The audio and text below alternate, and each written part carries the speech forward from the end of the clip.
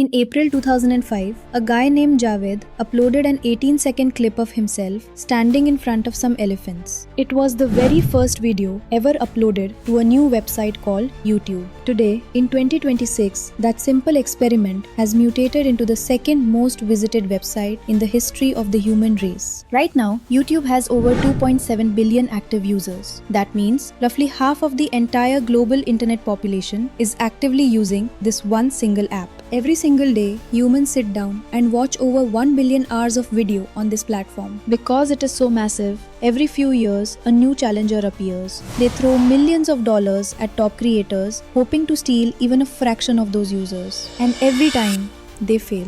No one, not Meta, not Amazon, not Apple, has ever built a true replacement for YouTube. But here is the craziest part about YouTube's monopoly. It shouldn't exist. When it launched in 2005, YouTube was just a simple desktop website. You had to sit at a computer to use it. But as it grew into the massive mobile app and TV streaming giant we use today, the math behind it broke completely. Because logically, the business model is a disaster. Every time you click play on a high-quality video on your phone, it costs the company about 16 cents in bandwidth to send that data to your screen. But the tiny ad you see? That only makes them half a cent. So how did a simple website that technically loses money on every single click become an unbeatable empire? And why does every billionaire who tries to copy them go bankrupt? Let's look at the hidden physical empire that keeps YouTube alive. Imagine you want to start a rival video site. Let's call it BeyondTube. A user uploads a 10-minute blog in high quality. That file is about 2 gigabytes. But you don't just store that one file.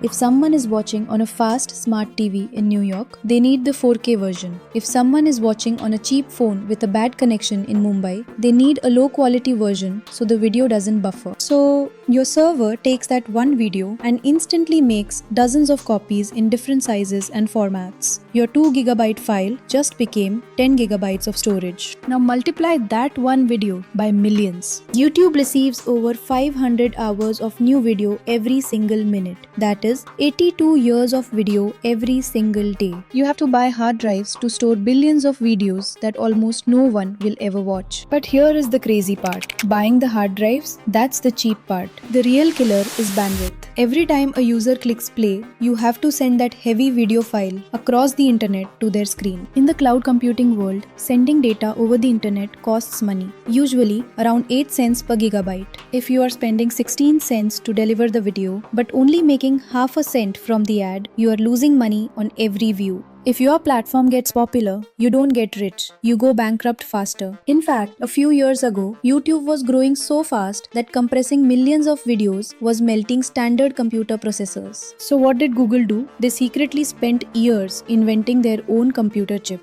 They built a custom piece of silicon called the Argos VCU. It handles video up to 33 times more efficiently than standard servers. And that bandwidth cost? The 8 cents a gigabyte? Google doesn't pay that either. They have spent billions laying their own private internet cables across the ocean floor. They don't pay network fees because they own the pipes. Their cost to send data is practically zero. But let's say you are a billionaire. You buy the custom chips. You lay the ocean cables. You launch BeyondTube and millions of people join. In 24 hours, your company is dead because of copyright law. Imagine a 14-year-old user uploads a compilation of Taylor Swift songs to your news site. You didn't upload it, but under the law, you are hosting it. You can be sued for up to $150,000 for every single song. Now remember, 500 hours of video are uploaded every minute. You are facing extinction level debt in your very first day. To survive this, YouTube spent over $100 million building a super weapon called Content ID. Every single video uploaded to YouTube is instantly scanned against a global database of copyrighted material. If a user's video matches a digital fingerprint, the system automatically blocks it or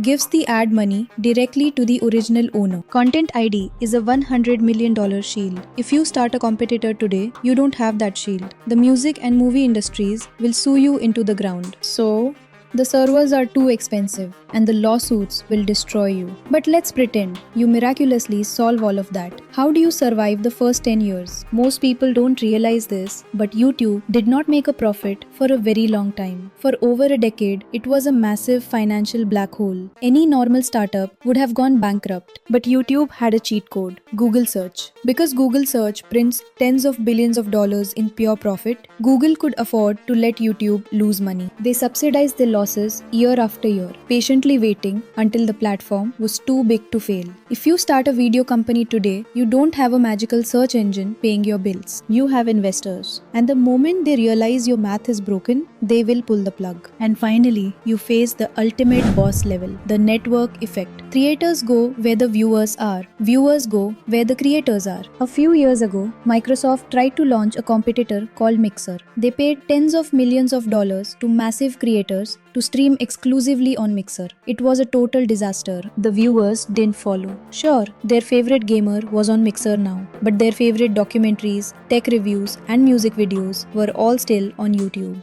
People are lazy. They don't want to open 5 different apps to watch videos. They want the everything store, and YouTube is the everything store. They didn't win just because they had the best idea. They won because the cost to compete is simply impossible. To beat them, you need a mountain of custom computer chips, thousands of miles of underwater cables, and a magical search engine to pay your bills for 10 years. Other apps like TikTok can grab our attention because short 10-second clips are very cheap to host. But for long videos, for deep dives, massive podcasts, and documentaries like this one, YouTube is the only option left on the internet. They didn't just build a successful app, they built a massive physical empire that costs billions of dollars a year just to keep the lights on. And until someone invents a completely free way to send data across the planet, YouTube is going to stay exactly where it is. Thanks for watching Beyond Fame, and don't forget to subscribe.